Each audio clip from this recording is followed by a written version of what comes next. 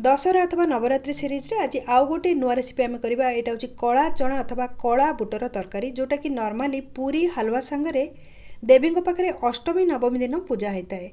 ये जो कला चनार सब्जीटा ना तैयारी करवा बहुत सहज। जदि मोर चैनल को एपर्यंत सब्सक्राइब करना निश्चय सब्सक्राइब करी राइट साइड रे बेल बटन को ऑन करंतु। कला बुट को 5 घंटा पूर्व मु पानी रे बतुरेकी रखी। निहाती 5 ରୁ 6 घंटा अथवा आउ टिके अधिक समय जदि आपण बेको बतुरउचंती ना ताहले बहुत भल। राति रे आपण सोइला पूर्व जदि बतुरई दउचंती सकाळे एथिरे तरकारी करिवे। तो वर्तमान एटा बहुत भल रे बतुरी सारलानी। कला बुटरे वर्तमान मसला मसली पकेबा, जेमिति कि प्रथमे स्वाद हिसाब रे लुण पकई नबा, ता संगे गोटे तेजपत्र, 1 इंच पीस अदा को लंबा रे मु काटिकी नै जाईची, गोटे छोटो चमच जीरा मु नै जाईची। सब गुडा को मिक्स करिकी आमे कुकर रे नै जिबा। सेम प्रोसेस रे आपण कड़ाई रे भी करि परिबे, किंतु कड़ाई रे करिबे द्वारा टिके अधिका टाइम लागि थाए। एबे कोन करबा ना, एथिरे घिओ 1 चमच पकेबा, जहा द्वारा कि सिजिला परे बुटटार फ्लेवर बहुत बढ़िया आसीबो। गोटे थर ए प्रोसेस रे निश्चय ट्राई करंतु अरुआ दिन मानकरे। कुकर रो कवर को बंद करिबा, आउ 2टा सीटी देला पर्यंत कुक करिबा, तापरे 10 मिनिट छाड़ी दे चेक करिबा।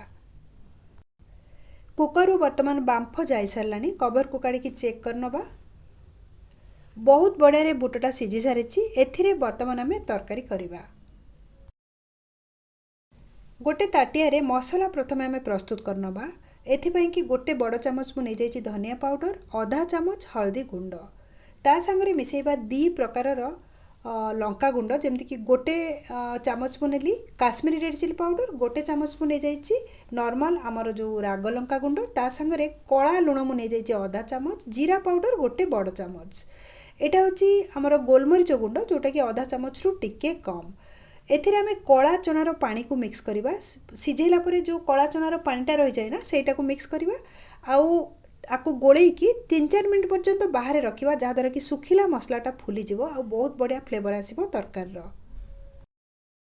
गोटे कड़ाई को गरम करिबा, एथिरे 2 चमच घिओ नै जिबा। आपण चाहिले घिओ बदल रे रिफाइंड ऑयल भी व्यवहार करि परिबे। जेतेबेले घिओ गरम हे जिवो, चुटकीए पकेबा हेंगु, ता संगे जीरा 1 चमच, टिके समय पर्यंत जीरा को छाड़ी दबा फुटिया पई कि। एठी मु नै जाइछि भृषंग पत्र 10 ରୁ 12टा, ता संगे आमे जो मसलाटा तैयारी कर रखथिले सुखिला मसला को गोळेई कि रखथिले ताकू मिक्स करनबा। सब गुडा को मिसेई कि वर्तमान कुक करिबा किछि समय पर्यंत स्लो मीडियम फ्लेम रे। जेमति नॉर्मल आमे अदा रसुण बटा को कसी थाउ ना, साइड रु तेल बाहरला पर्यंत सेही प्रोसेस रे आकू कसिबा। साइड रु तेल बाहरला पर्यंत आकू भल कि कसिबा। स्लो मीडियम फ्लेम रे 2.5 मिनिट रु अधिका हो सारानी कसिबार। एबे आपण देखि पारुथिबे एथिरु तेल गुडाक साइड रु बाहरिबा आरंभ हो गलानी, आ मसलाटा काठुआ हो आसलानी, प्रॉपर्ली एटा कसी हो सारानी। एई समय रे एथिरे आमे सिझा बुट अथवा कला चना को मिक्स करिबा, आ पानी सह एथिरे आमे ओजाडी दबा। सब जो बुटटा को पानी रु छाणीबेनी, कारण असल स्वाद पानी रे ही थाए तार। सब जिंस को गोळेई दबा गोटे थर, आ आकु कवर कर दबा। स्लो फ्लेम रे किछि समय पर्यंत कुक करिबा, जेमति कि 3 ରୁ 4 मिनिट पर्यंत।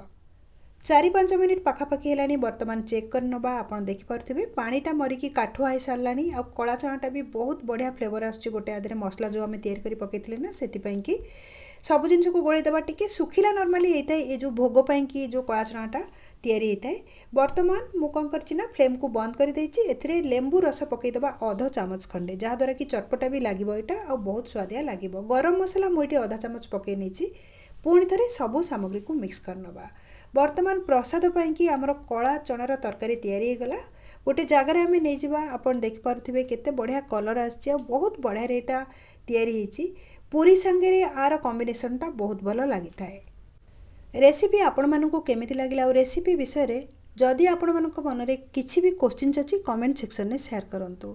एई प्रकार बहुत नुआ नुआ ओडिया रेसिपी मो चैनल को सब्सक्राइब करनियंतु। राइट साइड जो बेल आइकन अछि ताकू क्लिक करी ऑल नोटिफिकेशन बेल को ऑन करंतु, जहा द्वारा कि मु जो भी वीडियो अपलोड करबी ता आपण मानक पाखरे नोटिफिकेशन रूप रे पहुंची जिवो।